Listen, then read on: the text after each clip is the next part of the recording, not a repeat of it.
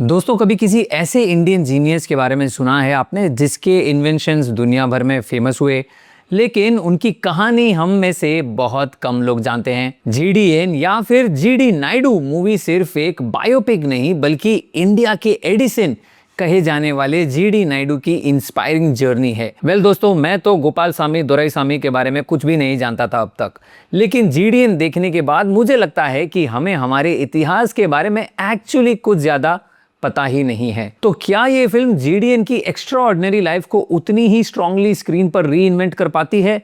चलिए बात करते हैं। हेलो सिनेमा के दीवानों, वेलकम टू असली रेटिंग, जो आपको दे फिल्मों का असली स्कोर बिना कोई बोर। अगर आप अपने रुपए और कीमती समय वेस्ट नहीं करना चाहते तो असली रेटिंग चैनल को सब्सक्राइब कीजिए और इस चैनल को दूसरों के साथ शेयर भी कीजिए। जीडीएन की सबसे बड़ी स्ट्रेंथ है कि ये जीडी नायडू की लाइफ को काफी फेथफुली दिखाती है। फिल्म उनके स्ट्रगल से लेकर inventions, universal motor service, Mercedes Benz connection और इनकम टैक्स डिपार्टमेंट के साथ उनके इंटेंस कॉन्फ्लिक्ट तक काफी इवेंट्स कवर करती है। अगर आप हिस्ट्री और इंस्पायरिंग रियल लाइफ स्टोरीज पसंद करते हो तो कंटेंट डेफिनेटली एंगेजिंग लगेगा और ऑनेस्टली मुझे एंगेजिंग लगा। लेकिन प्रॉब्लम स्क्रीन प्ले में आती है। फिल्म बहुत सारे इंपॉर्टेंट मोमेंट्स दिखाती है लेकिन उन इमोशंस को फील करने का वक्त ही नहीं देती। चाहे उनका पहला बिजनेस का फेलियर हो, फाइनेंशियल डाउनफॉल हो, पर्सनल रिलेशनशिप्स टूटना, सब कुछ इवेंट्स की तरह पास हो जाता है। इस वजह से आप जीडी नायडू की अचीवमेंट्स को अप्रिशिएट तो करते हो लेकिन उनके इमोशन से डीपली कनेक्ट नहीं कर पाते। सेकेंड हाफ में एक ब्रिलियंट ट्विस्ट आता है जो उनकी इंटेलिजेंस और out of the box thinking को परफेक्टली शोकेस करता है। क्लाइमैक्स इंटरेस्टिंग है बट प्रेडिक्टेबल भी। ऑनेस्टली अगर ऐसे मोमेंट्स पूरी फिल्म में और होते तो ये बायोपिक और भी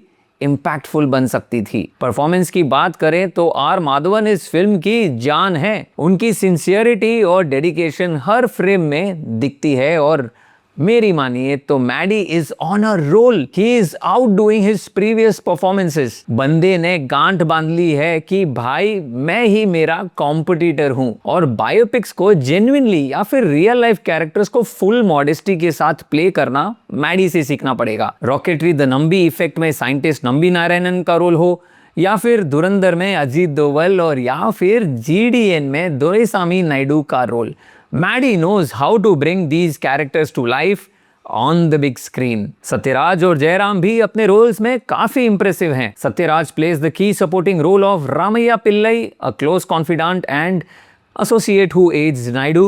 The chemistry between Maddie and Satyaraj is natural. Jairam essays the role of income tax officer Krishna and he does great deal of justice to the character. Karunakaran as the junior income tax officer genuinely stands out and he leaves a strong impact. लेकिन प्रियमणि, दुसारा विजयन और अदिति बालन जैसे talented actors को बहुत कम screen space मिला है और विनय राय भी under utilised लगते हैं। प्रोडक्शन क्वालिटी काफी इंप्रेसिव है, पीरियड सेटिंग ऑथेंटिक फील देती है और pre independence and post independence को ब्यूटीफुली रिक्रिएट करती है। साथ ही गोविंद वसंता का बैकग्राउंड स्कोर इमोशनल सीन्स को काफी एलिवेट करता है और फिल्म को और सिनेमैटिक फील देता है। ओवरऑल जीडीएन एक इंफॉर्मेटिव और विजुअली इंप्रेसिव बायोपिक है जो जीडी नायडू की इनक्रेडिबल लेगेसी को रिस्पेक्ट के साथ प्रेजेंट करती है।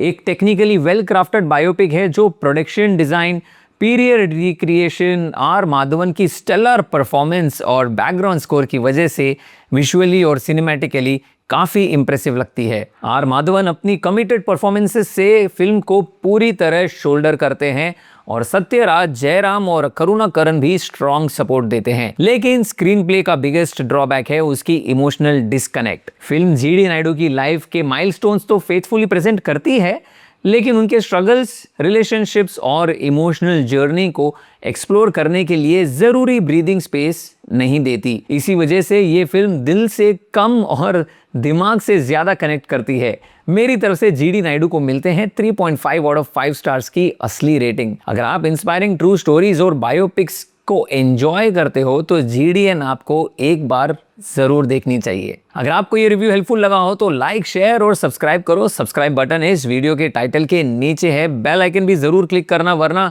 अच्छी और बेकार सिनेमा के बीच का फर्क कैसे समझोगे मेरे दोस्त। मिलते हैं अगले रिव्यू में। Until then keep watching great cinema और ग्रेट सिनेमा के लिए स्टे कनेक्टेड टू असली रेटिंग, जो आपको दे फिल्मों का असली स्कोर बिना कोई बोर।